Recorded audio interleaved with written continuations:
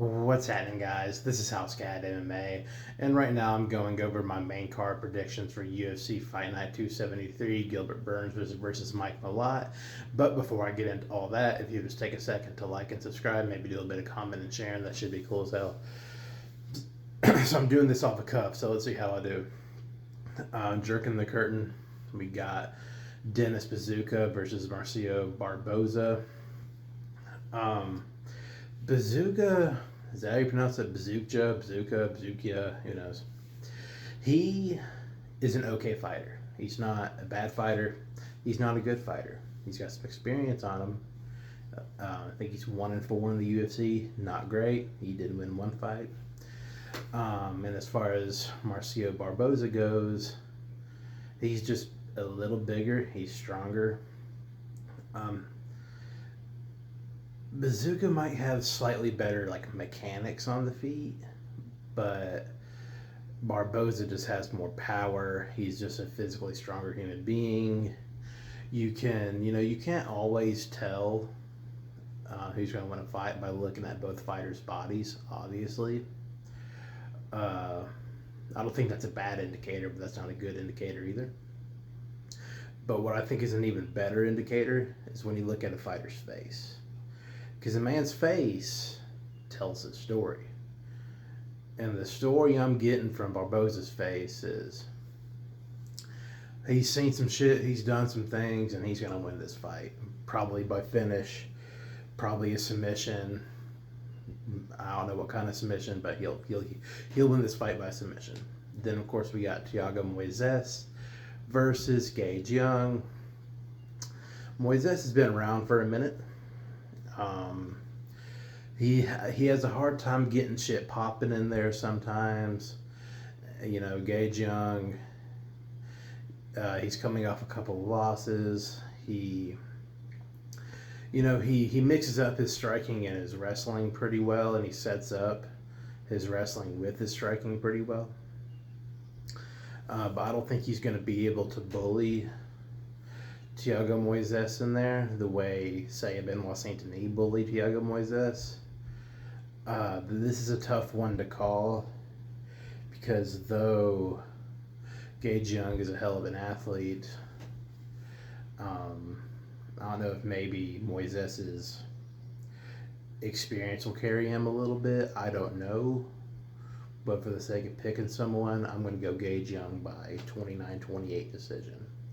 Now, of course, you got Jasmine Jasudavicius versus Kayreen Silva.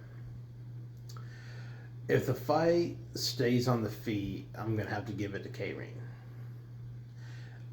The question is, can Jasudavicius get the shit on the ground? And I think that she can. I think that she can. I do think that Silva will pepper her a little bit, but I don't think it'll be anything too crazy.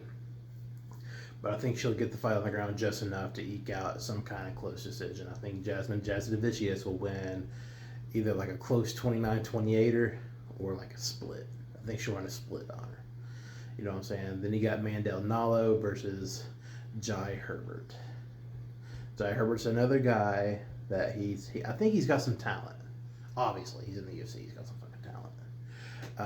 But I think he's better than his record in the UFC shows. And I think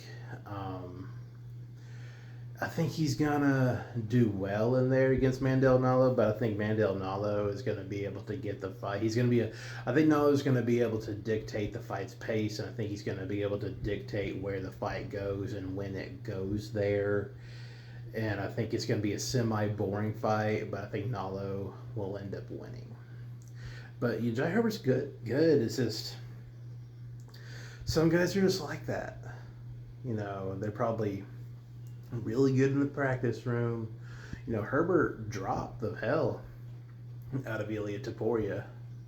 But since then, obviously he got knocked the hell out in that fight. But he has a hard time putting it together. He's coming off a loss to Chris Padilla. Padilla is a damn good fighter. Padilla's better than people think. But yeah, Nallo's going to win that one. And then we got Kyler Phillips versus Charles Jourdain. These guys are both kind of similar. I think that Jourdain's big mechanics are better on the feet. I think that, I think they're going to have it out on the feet. I think they're going to slug it out for a little bit at least. If the fight, I think that if the fight goes to the ground, it'll be Kyler Phillips to take it there. Um, but as far as who's going to win, I think this might be fight of the night. I think it might be. I'll have to go. I'll have to go Charles Jourdain by some sort of decision. I think. But Phillips is scrappy. He is scrappy. He'll slap the fuck out of you. But I'm sticking to it. I'm sticking to Charles Jourdain. And now we got Mike Malott versus Gilbert Burns. Mike Malott is kind of like our generation's, or this generation's, Rory McDonald. He's not even that much young. He's a couple years younger than Rory McDonald. Just a straight up mixed martial arts fighter. Good on the feet, good on the ground, good everywhere. Strong. Probably walks around 203 pounds. Strong. He's biggin'. He's a biggin'.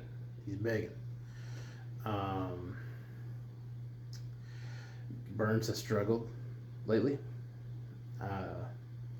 Coming off of 4 straight losses, to your Michael Moraleses, your Sean Brady's, your Jack Della Maddalena's, your I think Bahal Muhammad's the other one who beat him. It ain't no good coming off of 4 losses.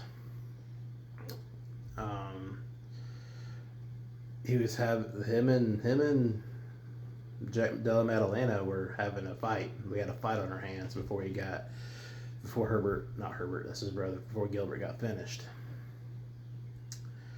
And I feel like the question is, can Gilbert Burns get inside? Charles Radke had a little bit of success when he was able to get inside on Mike Malott. He did. I don't think. I'm going to go Mike Malott on this one. Just a little younger, definitely bigger, and I think his body feels better. I think that he's a little faster. Yeah, I'm going Mike Malott. But this is a 5-round fight. Who don't know a goddamn thing about 5-round fights? Mike Malott. But, yeah, Mike Malott's going to win. He might finish him. No, he's not. I don't know. But I'm going to go Mike Malott. I don't know the method, but he's going to win. But that's all I have on that. This is House Cat MMA. Like I was saying, make sure you do your subscribing, your liking, your subscribing, your liking, your down, sharing, your other thing. Hell yeah, fuck yeah. Comment and sharing.